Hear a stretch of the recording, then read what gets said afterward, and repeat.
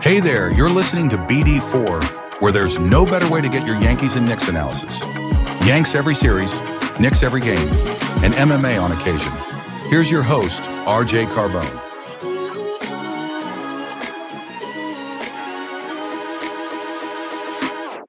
And a high drive into left center field. Stanley's going to watch another one fly. Are you kidding me? DiVincenzo a three. Bang! Bang! Knicks take a Take this chance to apologize to absolutely nobody. At the wall. See ya! See ya! See ya! Mr. Nova. Anthony for three. Bang!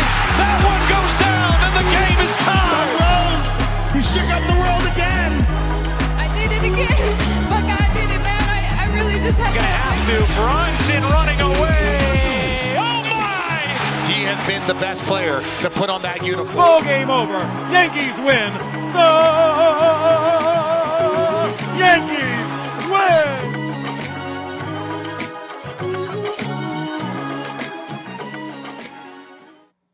Okay, welcome to episode 804 of the podcast. We are talking Yankees baseball again here in episode 804. We've been trying to get as many episodes out as we can this offseason. It's the most active we've been in the offseason, but now we're heading towards camp and spring training has arrived. And so we did a preview maybe a week ago for part one. Maybe 2 weeks ago, Russ Litke joined us to talk Yankees offseason. But we're going to do part two of that preview from a couple days ago in this episode where we have a Yankees content creator join us. Greg Gill and I had a good conversation about this Yankees team. And we are going to get into that a little bit later in this episode. Greg has been on the show plenty of times before. He's got his own podcast, and that is YankeeCrazyPodcast. Be sure to follow him on Apple Podcasts. He's very good with his content over there. So he will join us in a little bit to talk Yankees, talk about the offseason, preview the upcoming year, give some hot takes and predictions. But yeah, we are officially underway. Camp has begun, and not much to talk about. Some injury stuff already because, of course, Jake Cousins came into camp with the forearm strain. So not sure how that works. But hearing forearm, that's always nice. So, he's not throwing for a few weeks. He's in the process of a no-throw period. And he is going to miss opening day at the very least. So that's good. Jake Cousins is one of the guys who I have penciled in as a breakout candidate out of that bullpen this year. So there's that. Jonathan Loaizaga gave us an update saying he's probably not going to be ready until June. So I think it was initially expected to be late April, early May. Now we're hearing late May, early June. So that's it for now on the injury front. Trying to think of what else is going on. Alex Bregman signed with Boston, signed a 3-year contract. He's going to get $120 million. It does include 2 opt-outs in the later 2 years. It's a deal I would have done if I'm in a win-now window. And I think the Yankees letting him walk to Boston, just like they let Isaac Paredes walk to Houston and guys like Christian Walker this offseason go to Houston. And now they're letting Jack Flaherty, they let him walk at the trade deadline. They just love letting these guys go to rivals. So Alex Bregman will be in the American League East now. And I think he's a perfect fit for Fenway Park. He's a pull-hitting righty, and he's got the,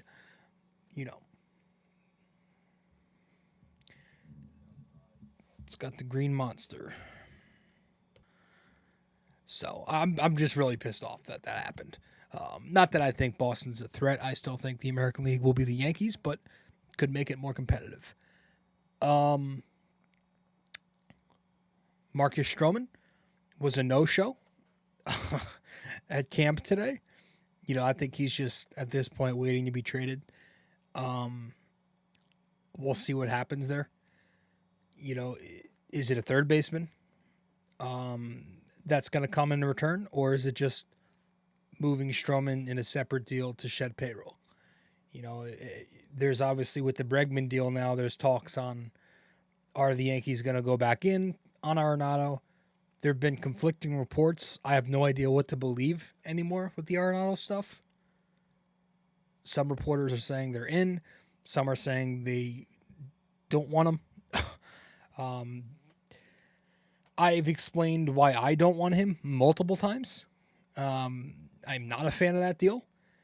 But if both teams are trying to offload salary, the Yankees would probably have to tie in a decent prospect or two to get St. Louis to eat some money. They are in a rebuild, so they probably want a young prospect. If they're going to take on Stroman's salary, they probably need them to eat some of Arenado's money too, because the point of the Yankees clearing Stroman is to get under payroll, and Arenado does cost more. So, I don't know. I don't want Arenado. I think Stroman's just going to have to be a separate deal. And then you look at the free agent market for infielders that are remaining, it's really scarce. Because, again, the Yankees have waited so long, and they've missed out on even, cheaper but above average players like Kim, Polanco, and others, because they're just waiting for the price to drop, and now they're in a position where there's junk on the market. Junk. And we're at a point where, I found myself trying to talk myself into, they should take a flyer on Brendan Rodgers. And that's what I want to talk about for a couple minutes here. I want to talk some Brendan Rodgers, talk a little about Willi Castro, too, when we return from our first break, because that's where we are. Stay with us. BD4 is available on social media for those who want to follow.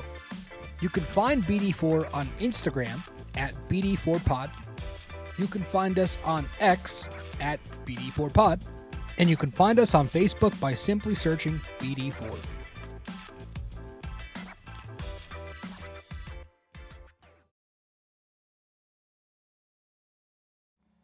Okay. Brendan Rodgers is an option who the Yankees could get at on the free agent market. He's 28 years old. He's a former third overall pick, former top prospect for Colorado, and a former top 10 prospect in baseball. He's nothing special. The results are not great when you look at his reference, and then you go to his StatCast page. The metrics are really bad. But he's a major league presence. He's a presence. That's it.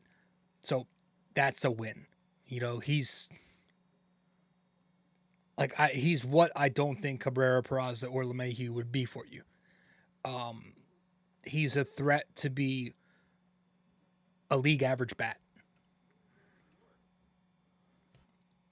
You look at his results over the course of his career: 452 games played, 266 batting average, 726 OPS, 90 OPS plus, 16 home runs per 162, 71 RBIs per 162. So, major league presence. He can drive the ball. He can shoot the opposite gap a little bit. He's not a dead pull hitter for a righty. He's got some doubles power, averages 33 per 162. He's also cheap, right? What? He'll cost maybe $5 million. The problem is Brendan Rodgers being slightly below average at the plate is his best value. That's the best part about him. He's not a good glove. Doesn't have a great arm. He doesn't have good speed. He's not a good base runner. He's often injured. He's had multiple shoulder injuries in his career. Even then, I still think he'd be somewhat of a better option than going in-house. And if he gets hurt, then you just go in-house. It's $5 million. I would take a flyer on him. Willi Castro could be an interesting trade target. Minnesota's trying to offload money. Castro's also young. He's 28 in April. He was an all-star last year. He's a switch-hitting bat who's got a good arm, a good glove. He can play multiple positions, middle infield, outfield, good speed. He can run the bases pretty well. And he's at the plate very similar to Brendan Rodgers, to where he's a mediocre bat, low 700s OPS type. He'll give you better production, again, than what you have. He's on a contract that's $6.4 million for next year or this upcoming year. And he's probably going to be semi-costly in terms of assets. It might be like a Will Warren that headlines the deal, I would think. But that's really like where we are. You know, it's Brendan Rodgers, it's Willi Castro, that's it. Bregman's off the market. I don't think Arenado's, I don't know what happens there. I don't think Brendan Donovan, I don't think the Cardinals are going to move him. I think they'll figure that arbitration out. And the remainder of the free agent market for infielders is just bad. Bad. Whit Merrifield, Tony Kemp, Joey Wendell, Brian Anderson, Luis Urias, Matt Duffy. That's why I liked the Yohan Moncada idea. But they let him sign for pennies somewhere else. And now they're probably just going to go in-house and try to sell you that the ghost of DJ LeMahieu is healthy and will be good. And wait for the deadline, because waiting for the deadline always works, right? That's always worked for them. It's just crazy how cheap they're acting. They're not even willing to commit $5 to $10 million over the tax to fill a literal hole on their roster trying to contend for a championship. They're so cheap. We're like in the middle of their World Series run last year. Their big deadline acquisitions were two guys who were under control. Like Jazz and Leiter are both controllable players making pennies. They don't want to spend. They have their own budget. It's like, we'll spend this much, but like we won't go past. Like at this point, you're over 300. I understand the 100% tax on the dollar, but like it's monopoly money if you're talking about just getting an above average replacement player. But that's where we are. Anyways, not going to dive too much deeper into this. Greg's going to join us now. Let's get to that segment of the show. Hope you guys enjoy it. Let's go. Hey guys, just a quick reminder, this podcast is also available in video format on YouTube. So be sure to go over to the YouTube channel, BD4, subscribe, like the videos, comment, and tell me how much I suck or maybe how much you like the video. We'd very much appreciate it.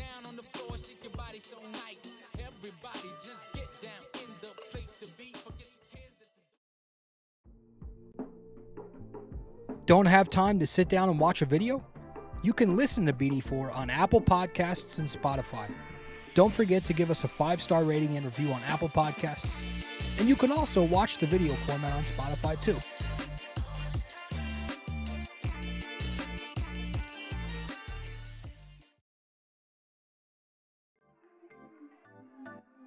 If you feel like supporting the podcast, you can Venmo at Robert-Carbone-JR-28. We really appreciate your support.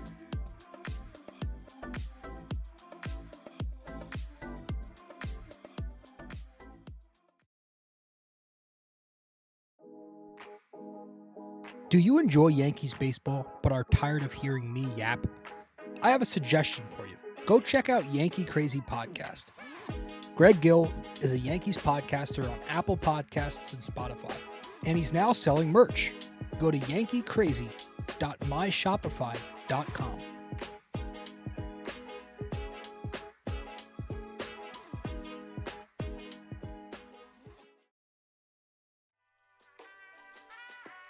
Stay connected with us.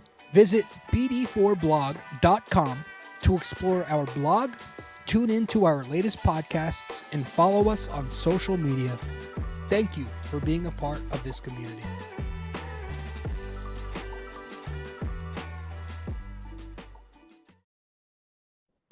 But yeah, dude, the same shit. We'll talk about the usual off-season stuff, upcoming season stuff. Yeah, I'm excited though, man. I'm really excited. I know I give this team a lot of shit, but every time, every year we get to this point, and I think everybody just gets excited for the season. Yeah, like I think you had said to me, it's the rush to spring training and then not care until the season starts. Dude, it's like like I said, the first couple of innings I'm interested, and then I'm like, all right, let's get to the next month. Stop the nonsense. This doesn't matter. Dude, did you catch the Super Bowl at all? I did. I watched the whole Super Bowl. That whole thing was miserable. Like, the game sucked. The commercials, I didn't think the commercials were good. Did you like the commercials? No, there wasn't. It's gone. I feel like the commercials have gone downhill. They have. You used to be so locked in to watch those commercials, and I'm trying to think. I'm not even sure there's one that I can remember where I'm like, oh, that was a really good one. It's not. It's like the creativity's gone, dude. Yeah. I don't know what it is if companies are just putting. What'd you think about the halftime show? It's funny. Getting a lot of mixed reviews. Seemed, Kendrick Lamar is a really creative guy and a really unique artist. I'm old school. I love old school rap. I was a big, Public Enemy, Beastie Boys. So the new stuff, I'm like, not super into it. I was more trying to see if he was going to diss Drake and and all that stuff. But it seemed really low. Like the volume wasn't low. Yeah. I know he did a lot of the symbolism I read afterwards, and I was just like, I don't know. I feel like Super Bowl is like, you gotta use an artist who's going to appeal to everyone, no matter whoever's watching the game. And I don't know, something fun, upbeat. I feel like they cater a lot to the younger demographic. Yeah, which is like, I can see that they want to get new fans in there, and that's totally fine. I can get both sides. Like I think it was solid if you're into that stuff. It was great, but like at the same time, it's like, I was watching with my uncles and shit, and they're old school, and so they're gonna give you their opinion. They didn't love it, but like I get it, but like it's interesting. I do wish it kind of went back to like when we used to have bands, Yeah. But it was fun. All right, man. I want to talk Yankees. Let's get into it. I guess we'll start. I guess we'll start just your overall thoughts on the offseason, and then we'll dive into the specifics, lineup stuff, pitching stuff, yada, yada. Yeah. Well, obviously the big part of this offseason was not getting Juan Soto. And, that's huge. You can see the impact he had on this team last season.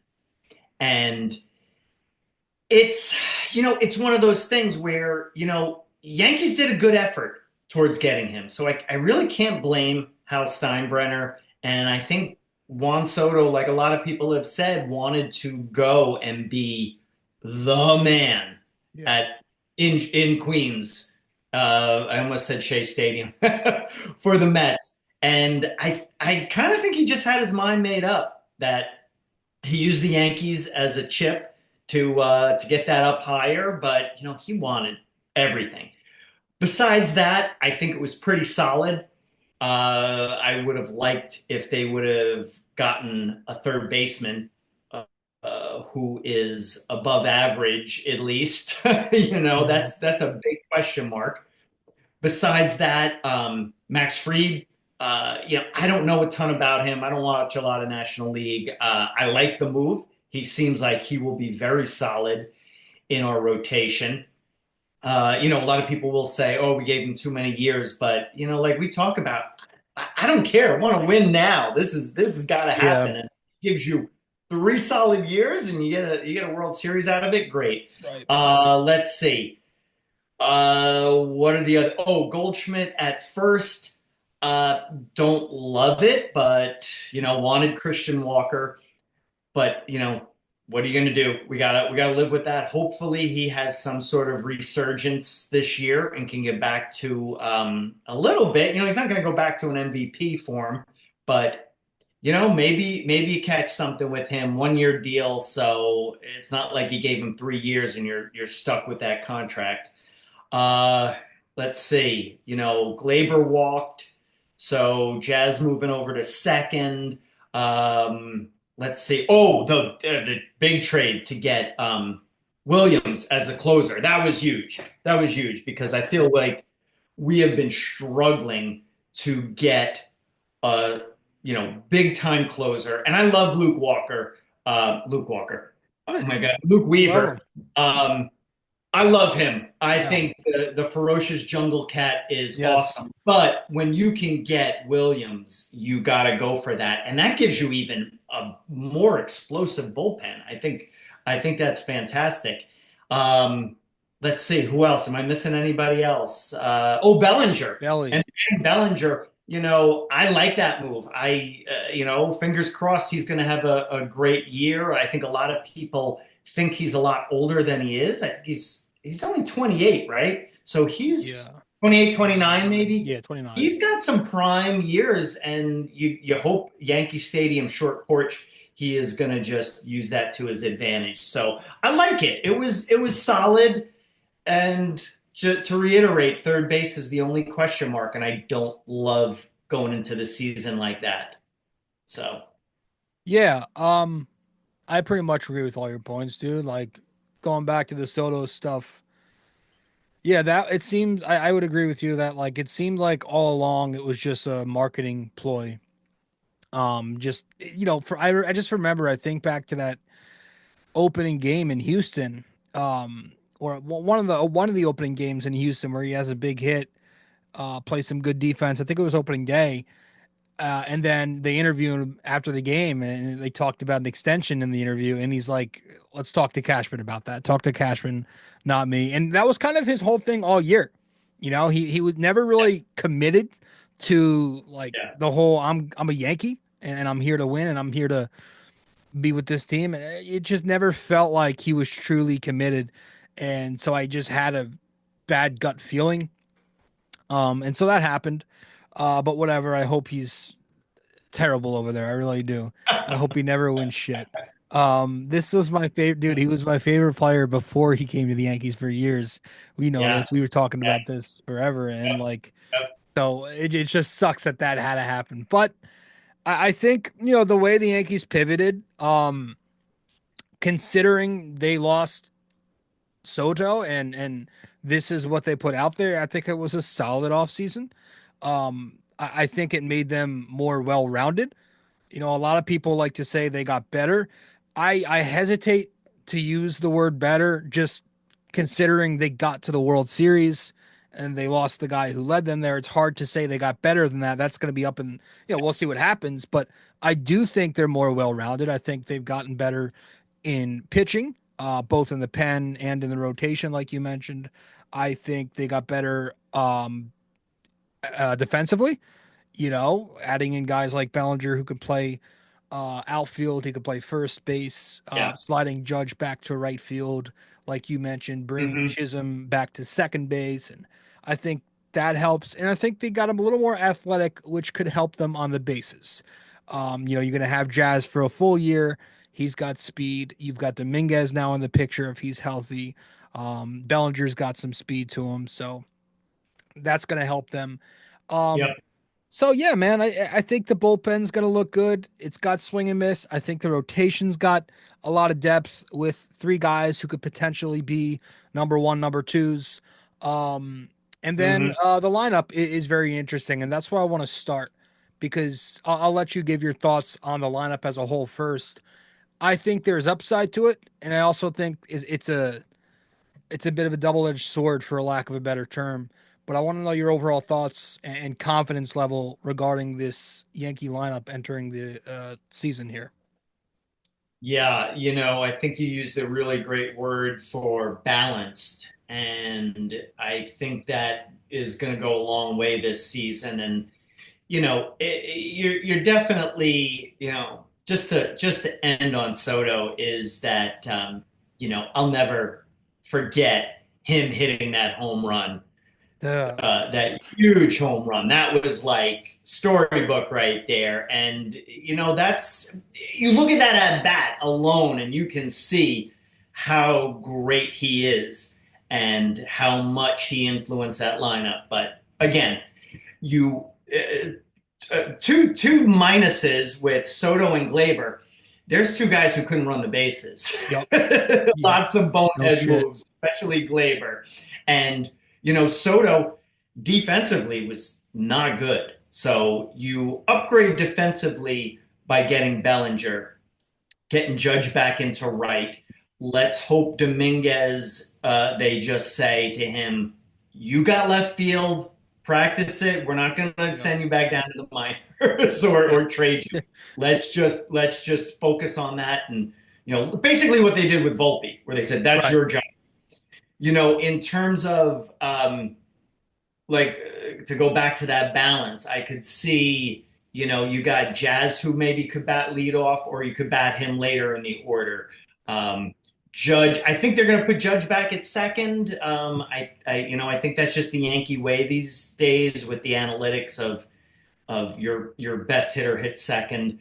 Yeah. Bellinger, short porch in right field. Hopefully I could see like Jazz, Judge, Bellinger, really mixing up that lefty righty combo. Stanton. Then you got Goldschmidt's a righty, right? Yeah. So you can mix him in with Jazz or Minguez, see what happens with him.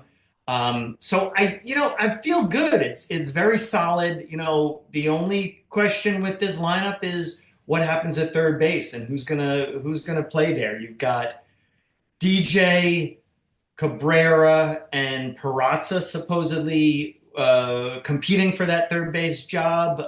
As we've talked about, I don't know why, but I love Peraza. Dude, you're getting me into him. I'm telling you, dude, I spent time looking him up and I was reading the scouting reports and I'm back in. I'm like, let's give him a shot. Yeah, and from what I can, I know they say his bat is not great there, but maybe he figures something out. Maybe he can just be a contact guy, give you a couple of homers here and there, and who knows? But we'll obviously see what happens with him. Volpe, you got to hope he takes another step. I really liked what I saw from him, especially in the World Series and through the whole playoffs. I think he was really solid. A full season of Jazz. Hopefully he's going to be comfortable at second and get back into his rhythm. He was awful early in the playoffs, but then he turned it on. He came up with some big hits. I don't know what his average was in the World Series, but he played a lot better. So Wells, another season with him as full-time starter. So, like every year with the Yankees, I feel really good going into spring training. Usually, probably 9 times out of 10 over the past 10 years, I felt good. But my opinion doesn't mean anything until the games start being played. But as of right now, they look good on paper. Just give us a third baseman who, or start with Peraza and see what happens if he's just terrible and you get to the All-Star break and before the trade deadline you say, all right, we got to make a move. And at that point, hopefully some teams are out of it who have some good third basemen that we could trade for. But we'll see. What are the Knicks doing? Knicks win? They just won. They just won at the buzzer. Oh, nice. They just won at the buzzer. So I'm good. Really? I'm in a good mood. We're good. Nice. No, man, I agree. I think The third base thing is really interesting. You know what, we've talked as the off season's kind of dying down now, and we're waiting for these last couple signings. It's, I guess the Yankees are just waiting for prices to drop, and they're exploring all avenues. And I'm not really taking what they have to say too serious right now. You know, that a lot of people are freaking out because Cashman, Hal, and Boone have been saying like LeMahieu is going to be the guy. He'll start. I think that's kind of just, they kind of just have to say that right now to keep their negotiations in favor of them. Like, you know, they say we desperately need a third baseman, then, you know, they're going to get price gouged. But it sucks because like while they're waiting, and obviously Stroman has a big part in this, it's like they've missed out on guys who like wouldn't even cost that much, but would be decent alternatives to what you have in you know, even guys like Hassan Kim, who signed for, you know, 29 over 2 years, but cheaper guys than that. Like Polanco just signed for less than 10 million. I mentioned the other day on Twitter, Yon Moncada, I thought would have been a good flyer to take for $5 million. He signed to LA. So like guys that are just MLB caliber players who could be average presence at the plate and play third base, they've missed out on that now. So now they're kind of in this weird position where they're gonna have to hope that either the price drops on one of these guys or they go in house. And like you said, maybe it is Peraza. Tell you what, with Peraza, man, like he's got everything else. You know, we question the bat, but like you said, dude, the glove is great. It's a smooth glove. He's got a cannon, and he's got some speed. So like, is there a world where he can bat 250 and just be a threat at the bottom of the order? You know, he was a former number one prospect. So like, I'm talking myself into that. If he can win, and remember, he's just 2 years removed from battling out that shortstop job with Volpe at a camp. You know, it just happened to be Volpe had a better spring, and Torres was the second baseman at the time. So like, I don't know, crazier things have happened. Maybe he wins the job. And then there's Cabrera, who has had stretches where he's shown that he can hit the ball, and you love what he does with the versatile defense, and he's an energy guy. He's a fan favorite. He's a switch bat. You know, it's just the hitting's also been up and down with him. So yeah, I don't know. I don't know where they go at third base. Arenado's an interesting thing. I would rather not get older on the corners. You already got Goldschmidt in the infield. I don't love adding age. But again, he could still play a great third base. He's probably better than what you have. So at this point, I'm kind of just trying to be open to anything. And then just the rest of the lineup. Yeah, I think, like you mentioned, the balance is good. You got lefties, you got righties, you got a couple of switch bats. The upside's there, like Goldschmidt could be good. Bellinger could very well be good. I also think they're both wild cards. You know, Goldschmidt is coming off a down year. He's 37 or 38. Bellinger has had a wild career. He'll have seasons where he's an all-star, an MVP, and he'll have seasons where he bats below 210 and doesn't look like a major leaguer. So those are wild cards for me.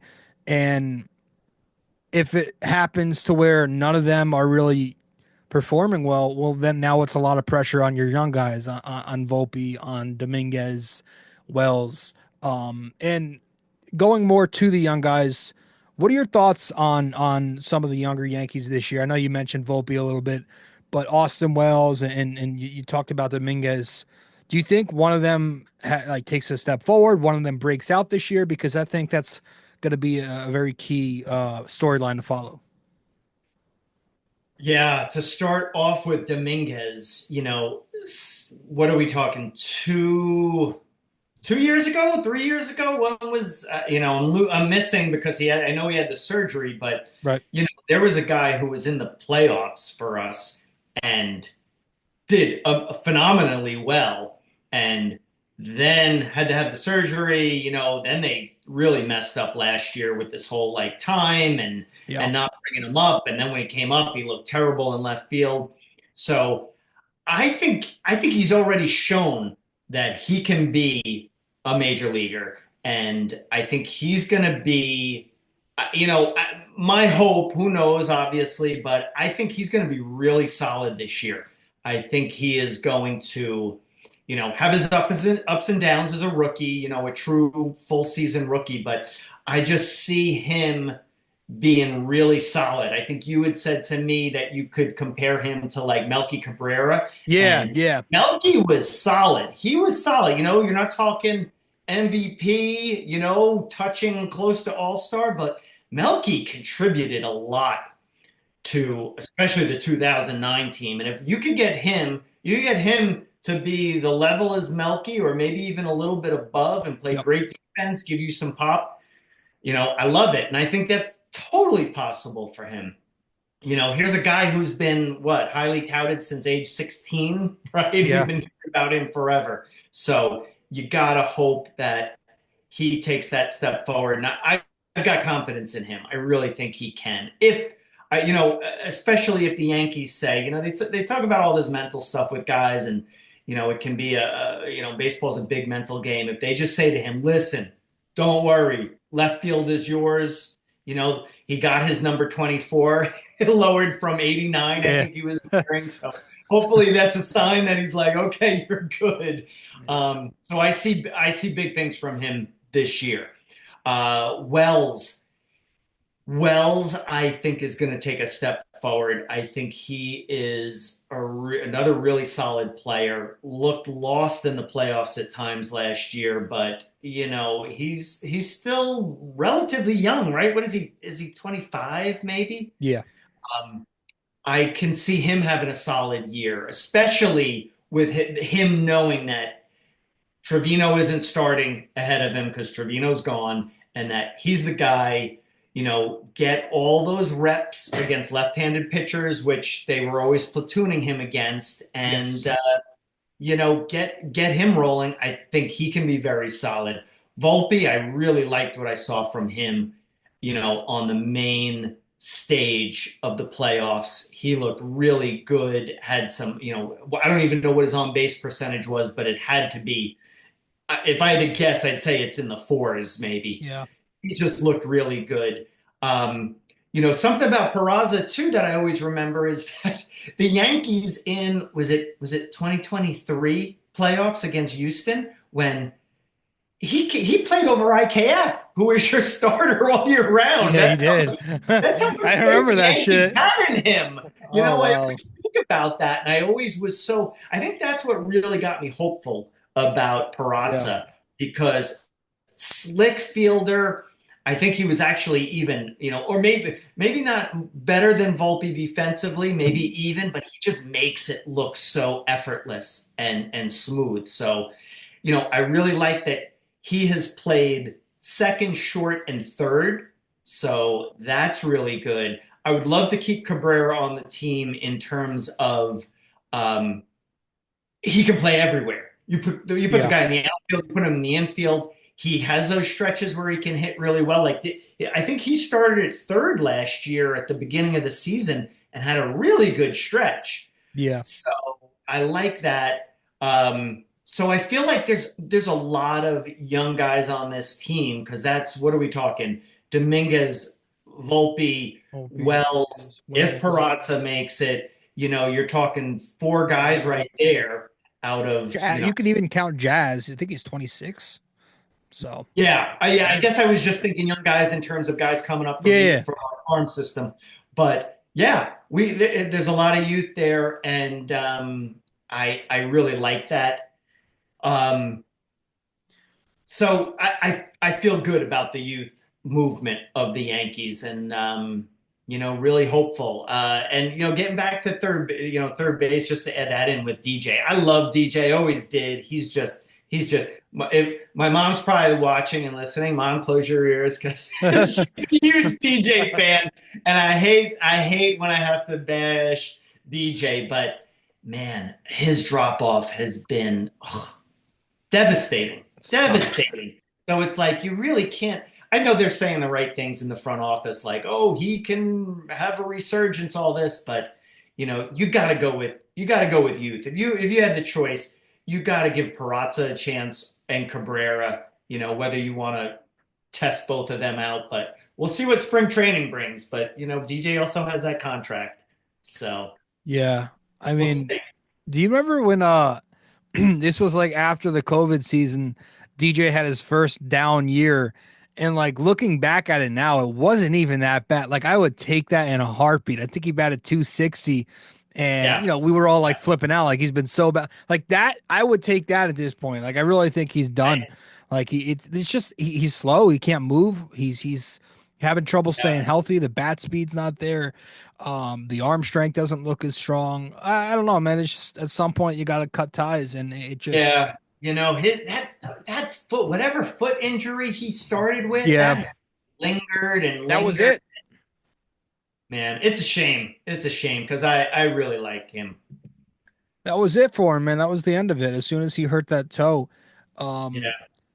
yeah, I agree with the young core. A lot of youth, a lot of upside. With Wells, it's the left-handed pitching, like you mentioned. Also going to be keeping an eye on because down the stretch last year, I noticed they were attacking Wells a lot up in the zone.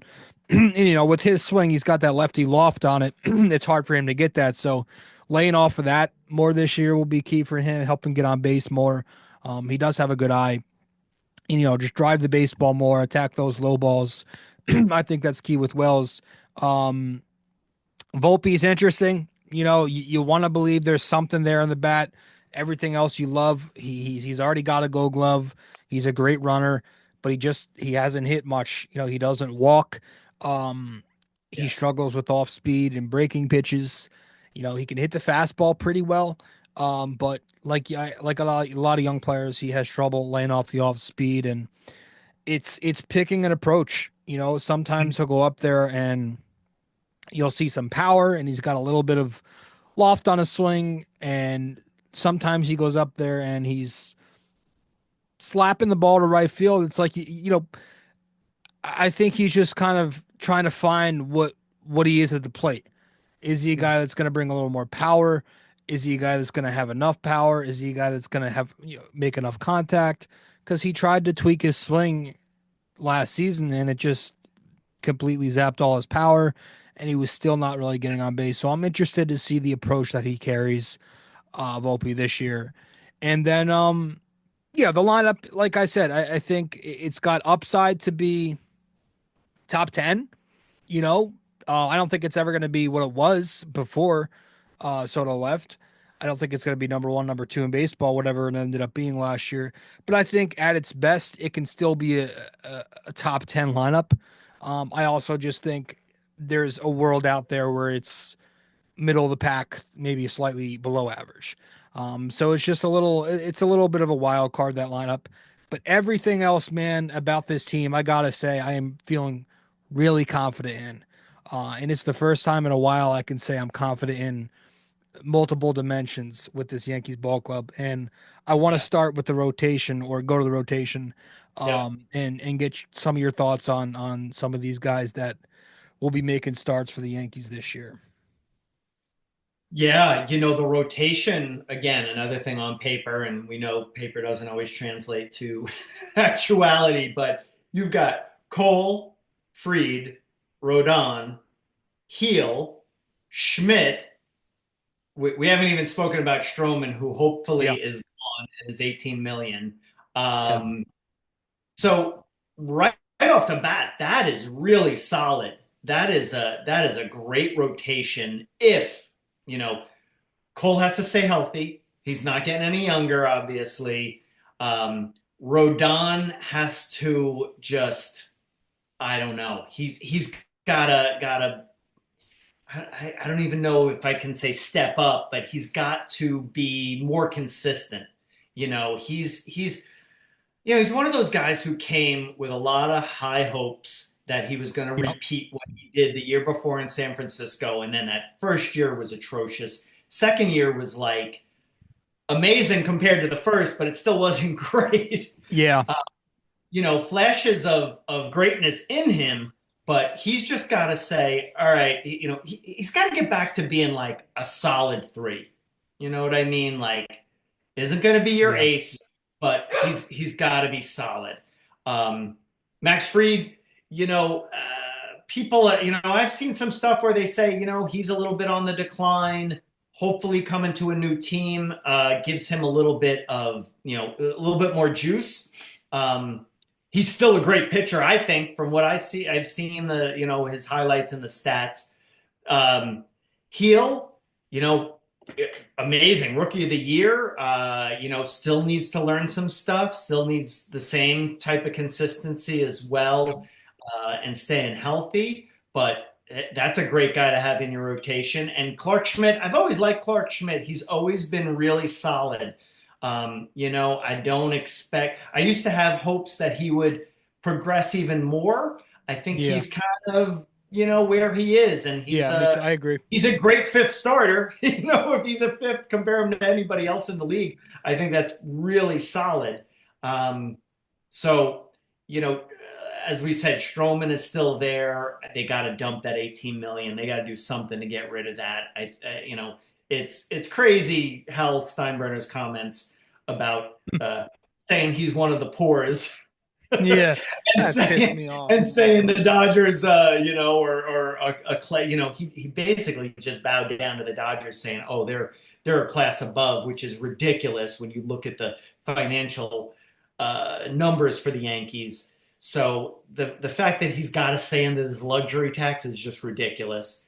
And that's why you just got to dump Stroman. Give him, I think another team would take him for $10 million, eat $8 million of that. Right. Of that if you deal. attach a prospect to him, somebody will eat the majority of it. Yeah.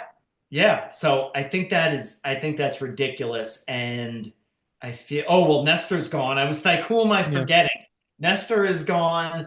I really like our starters, and obviously with baseball, everybody's got to stay healthy, and you hope for that. But like I said, on paper, looks really good. Yeah, I agree. Going back to Rodon, you want a little more consistency for what you're paying him. Now, obviously, a lot of that comes down to October. If he does what he did last year. And then he shows up in October, I'm cool. But a big part to his success is going to be his pitch sequencing and his command. He's heavily reliant on that fastball to set up his off speed. And, there are games where he's throwing 98, but there are also games where he's more 94, 95. And if you miss your spot in today's game with 94, 95, it's got to get some hard contact. And I think that fastball is key. You got to elevate it, keep it up out of the zone. He likes to go high with that. He's got a good slider, and he went to the changeup more. He doubled the usage on his changeup last year. It's really good, going away from righties. And just keep mixing it up. Mix up your pitches. Go to the right pitchers and the right counts. And he's got a good slider that he likes to go backdoor with. And just, I think that's going to be key for him, because he did give up 30-something home runs, and a lot of that was off the fastball. Luis Seal, I'm very excited for Luis Seal, man. Building off of his Rookie of the Year campaign, he's got obviously unhittable stuff. He throws gas. His changeup and slider are improving. It's just the command with him. He'll mislocate some pitches. He'll give up some hard contact when he does, and then he'll walk a lot of guys too. That kind of limited his innings last year. Couldn't always find the zone. So you'll have a lot of outings from him where he's 4 or 5 innings tops because of that. But as long as Luis Seal's healthy, I think now that he's got Cole and Fried ahead of him, that's going to take some pressure off. And the fact that Clark Schmidt now becomes your number 5, I think is crazy, because Clark Schmidt's a guy who, like you said, he's not going to be an ace, but he is what he is at this point, and he's a very solid pitcher. I think Clark Schmidt would be a number 3 on a lot of teams, maybe even a number 2 on some teams. Absolutely. So having him at the 5 spot now changes everything, and he's a guy who, he was, when he was healthy last year, Cole went down Heal stepped up. Clark was also a big part of that. He's got a very deep pitch mix. He throws a lot of pitches. All of them move. He doesn't throw anything straight. That's what I like about him. So you have a guy like that who could be a weapon in the back end. That could be a surprise to a lot of teams. I think the rotation's very deep, man. The one real concern that I have with the rotation is Garrett Cole's health. I'm not to be a conspiracy theorist, but I do wonder if the Max Fried signing had anything to do with like if they're worried about Cole. Or maybe it was just they liked Max Fried. But Cole is older. He had the health scare last year with the was it the UCL injury? So he came back, he wasn't throwing 97, 98 anymore, but I think he conserved a lot of that for the playoffs. And I think at this point, I'm kind of accepting the fact that Garrett Cole might not be like Cy Young Garrett Cole anymore, but I still think if he's healthy, there's so much there to where he could still be your ace.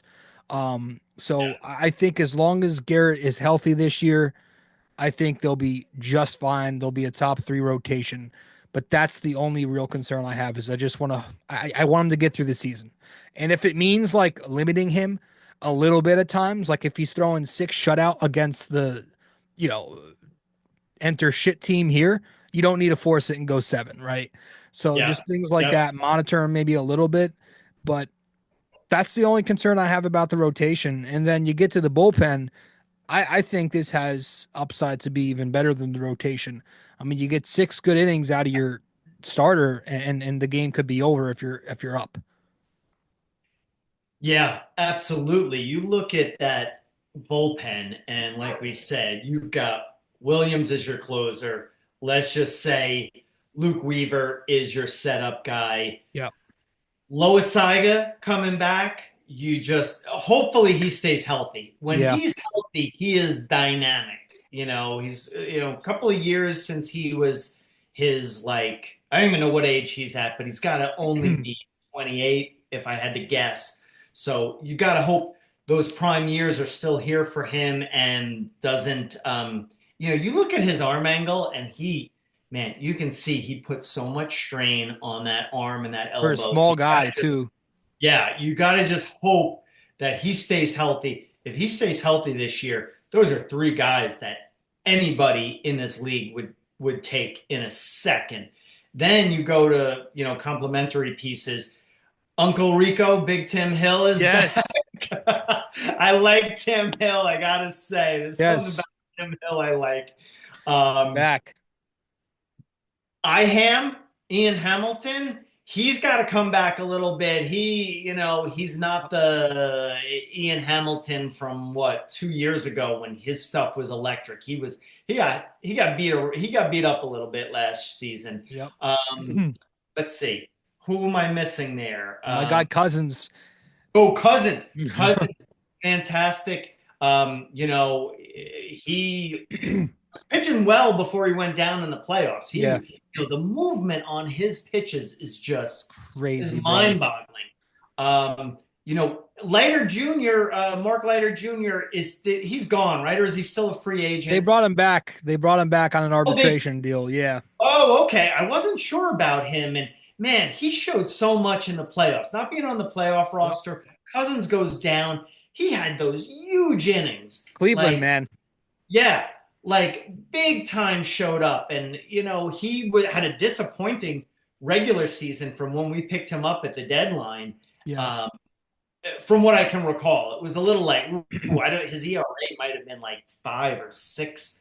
Yeah. Crazy. What he showed in the playoffs was phenomenal. Loved it. So then you've got, let's see, who else? How many is that? We got Cousins, Loizaga, Hamilton. Cruz. I think Fernando Cruz could be a little breakout. That's the guy they got from the Jose Trevino deal. He's got a really good splitter. Know what? Yeah, that's right. My aunt actually sent me an article about him, and I was telling her from what I had read that is, he seems like a hidden gem. Seems like somebody, and I think we talked about it too, that Matt Blake can take and really work with. And I'm not even sure, is he a righty or a lefty? He's Cruz is a righty. Yeah. I'm trying to think who's the lefties in the bullpen besides Tim Hill. Tim Hill is the only lefty they have on a major league deal right now. So that's the thing. So you need to, be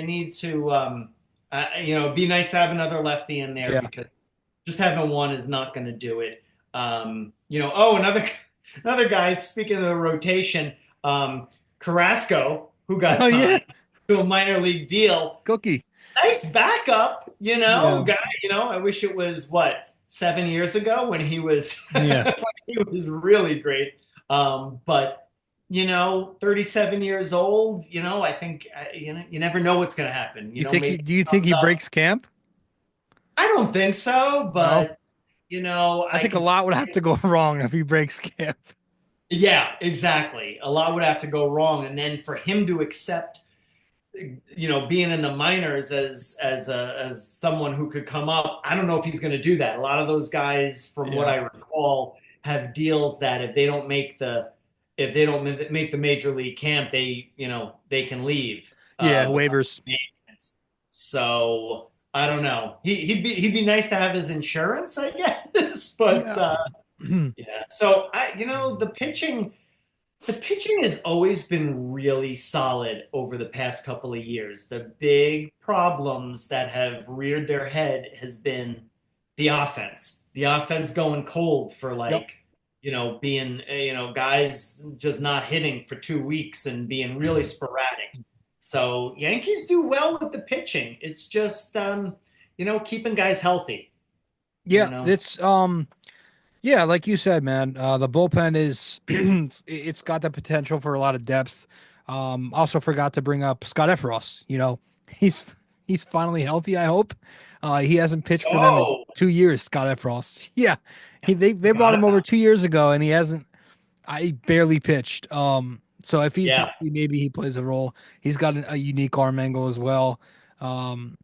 He was good too. When they first got him over, he was pretty effective. Yeah, he's good. He got injured along with, I feel like he was at the time of Lou Trevino, who I think we still had him on contract last year, but he couldn't pitch he was also out.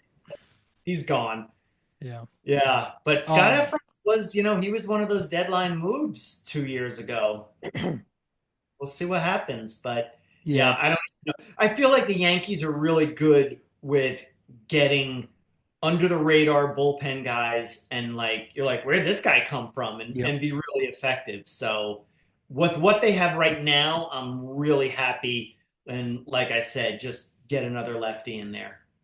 Yeah, I agree. I think a couple of guys that I'm watching to see if they can break out a little bit or just be productive are Leiter and Cruz. Give them a full camp with Matt Blake. They had a full off season with them. See what happens if you could tap into them both. They both got some pretty good splitters. Like you said, Leiter showed up in October last year. And then Cruz, I'm looking at, he's a big dude, throws a nasty splitter. I've been doing a lot of research on him. So those could be two guys who play big roles. But just with the bullpen, there's it's a lot better than last year. There's a lot more swing and miss. I think having strikeout potential there is going to be important to get these, some of these lineups out. If you want to overtake the Dodgers, that's going to be important, having that swing and miss. Health is really the only big thing I'm worried about. A lot of guys in there who just have the injury history, like you said, Hamilton, Cousins, Loizaga, etc. So they just need to stay healthy. And I would also like one more lefty in there. They did sign somebody, Matzik or something, for he pitched for Atlanta a couple years ago. It's on a minor league deal, but he is a lefty, so I'm curious to see where that goes. But overall, I'm excited for this bullpen. It's got a lot of depth. I hope there's enough velocity in there.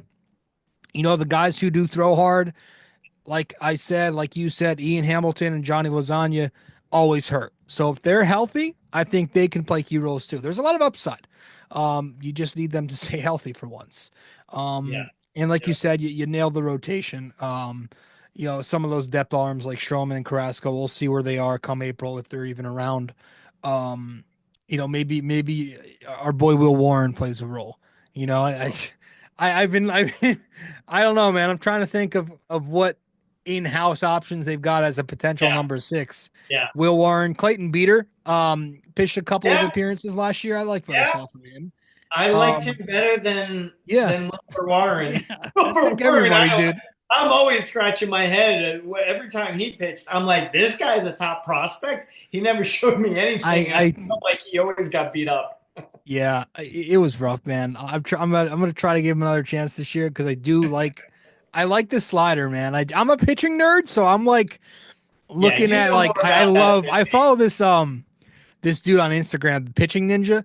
He's very popular, and he posts clips of all these different pitchers, and I'm into all that stuff, man. So I'm hoping there's something there, but I don't know, man.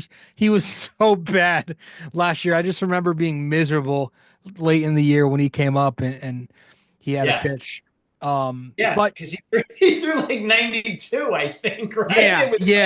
What? Dude, a lot of our starters, it pisses me off in the farm. They come up and they're throwing 92. And I'm looking at these other teams. They got all these starters throwing gas. I know. Usually, I remember you bringing that up to me last year in the playoffs, where, even just like everybody in the bullpen and all the other bullpens would come in throwing 100, dotting, 101, 98, and you're like, why don't we have anybody who can do that? Crazy. I don't want to sound spoiled because we got Luis Heel, right? He could do that, but you want a little bit more of that because it's crazy where the game is going to where 5-6 years ago, bro, 95 was so hard.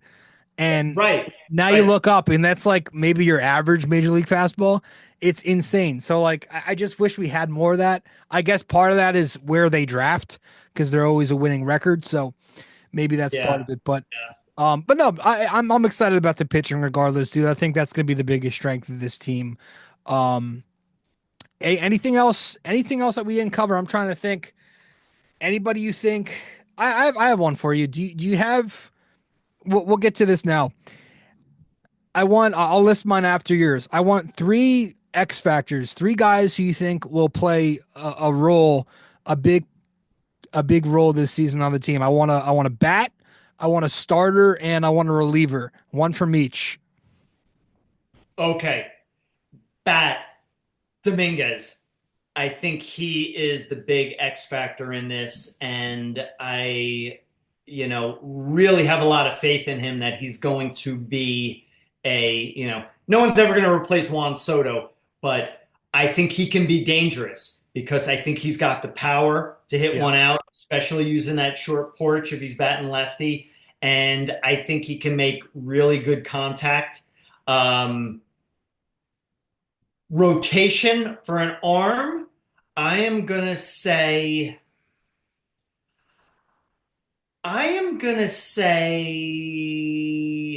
Garrett Cole because he's at a point where it's like you were saying, he's not the Cy Young Garrett Cole anymore. He's got to pitch smarter.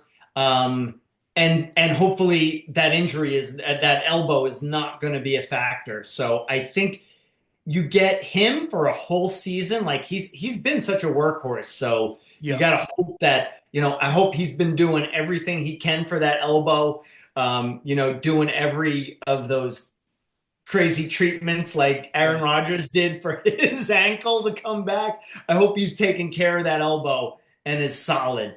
And then what was our other reliever? I think Lois Saiga. I think if you get a healthy season, if you get a full season out of Lois Saiga, I think that's just an incredible bonus because he can be a game changer in terms of coming in. That's like the new 3-headed monster. If all those guys are healthy between Lasagna, Weaver, and Williams, dude, that's just incredible. And I think, Lois Saiga, just stay healthy. Just stay healthy and pitch like you did 3 years ago. He's got such a nasty 2-seamer, man. 99 in on the hands that. I loved watching him 2 years ago. He's always hurt. I had 2 of those guys that you mentioned. For my X factors, I had Dominguez like you did. I also had Garrett Cole. like you did, and for the same reasons. But I'm going to the bullpen. I'm going to say Jake Cousins. He's already got a strain on I think he's got some kind of injury. So he's not going to be ready by opening day. Really? I saw he came into camp with some kind of injury, so that's nice. But if he's healthy, I think he's really good, man. He was so good for them last year. He's got a wipeout slider. The thing looks like a wiffle ball. And I like the fact that he plays that off his two-seam. He's got his two-seamer that can go one way, and then he kind of pitch tunnels the slider after that. It's just such a tough sequence to hit. But I think Cousins is key in the bullpen, and then I would agree with you, Dominguez and Cole. Now, I want one hot take, like a statistic from you. Now, my hot take this year is going to be, I think Jason Dominguez is going to hit 25 plus home runs. Do you have one for me? Well, you know what? I just thought of one, and it's going to be hopeful. This is my hot take. Ready? Your boy, Anthony Volpe, really steps it up this season and hits. I'm going to say he's going to hit in the 280s, 280s to 290. He's going to finish this season. I really loved what he showed in the playoffs. That is the biggest stage. He hit so well. I really think that's going to be a big part of his growth, having that confidence to say, he hit against the best teams, the best pitchers in the league. I'm not even sure what his average was, but he did so well that I think that's going to be a major step for him. So that's going to be my hot take. I love that, bro. That would be so awesome. With his shortstop play and his speed, that would be such a win.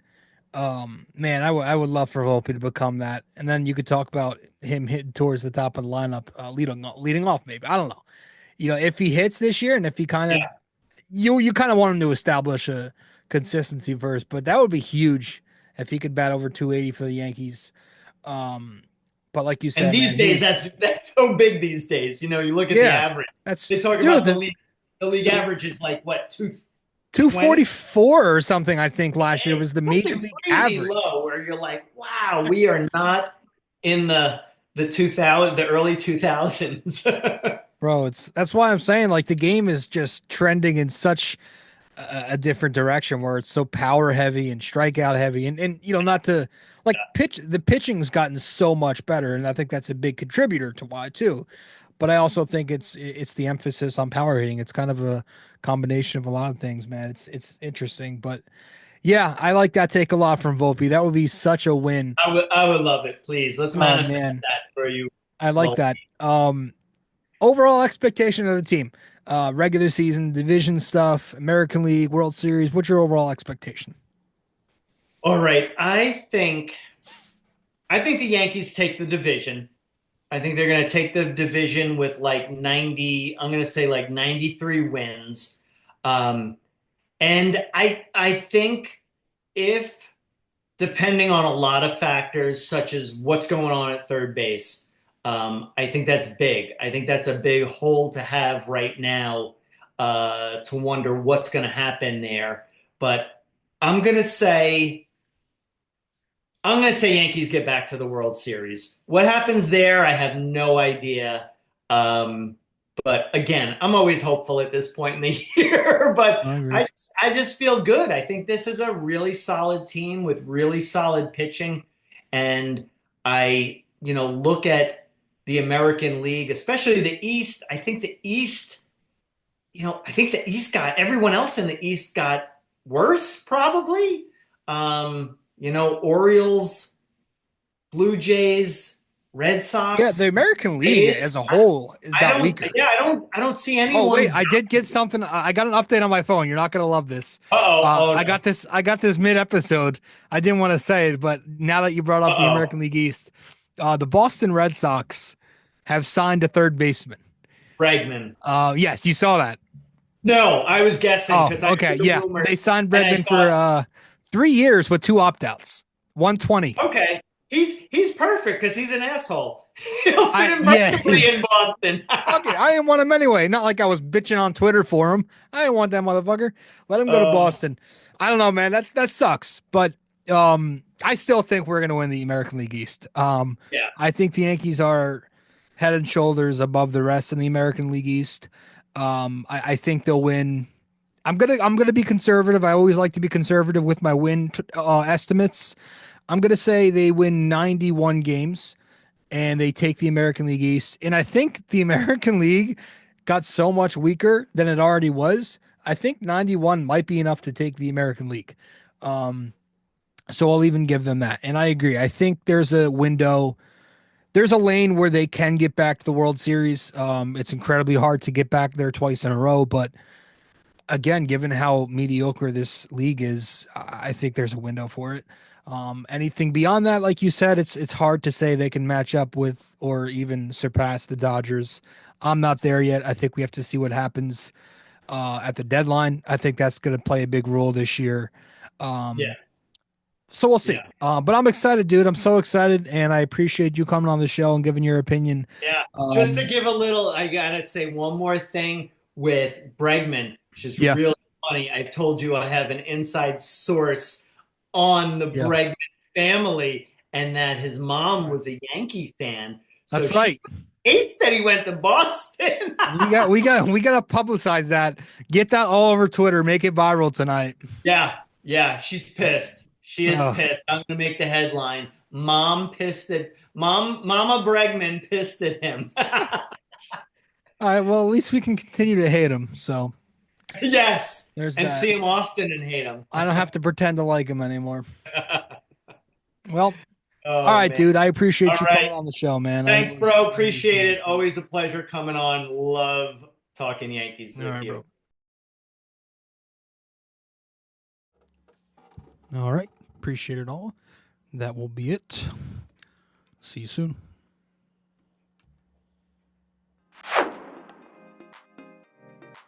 Well, if you made it this far, that means you listened to or watched the entire episode. Thank you. Just remember to follow, subscribe, download, rate and review, and all that fun stuff to help out the podcast. And I will see you in the next episode of BD4.